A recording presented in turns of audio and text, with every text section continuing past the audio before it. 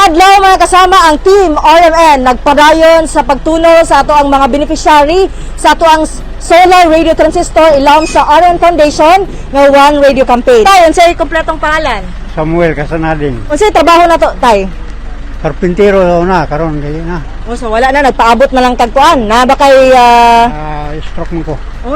nagkasakit din ni si tatay, naka-stroke. Karon tay, di na mo lang anon itunol na mo ang solar radio transistor nga hatod sa RMN Foundation sa atong One Radio Campaign. Dawata tay ang atong solar radio nga itunol sa mo, idalit na mo sa imuha tay. Unsay kasulti, unsa ka importante ang radyo sa imuha tay? Salamat kay dako, salamat. Anong nagkinahanglan gyud kag radyo tay? Importante kay nako kay mga balita.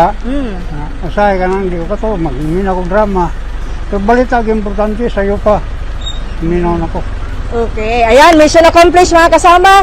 Na-turn over na nato atong solar radio transistor sa atong beneficiary karong adlaw nga si Tatay Samuel. Dinhi gikan sa Barangay 31-3 kauban si Radyoman Irin Lumusbog kini si Radyoman Aimee Ginita, Tatak, RMN.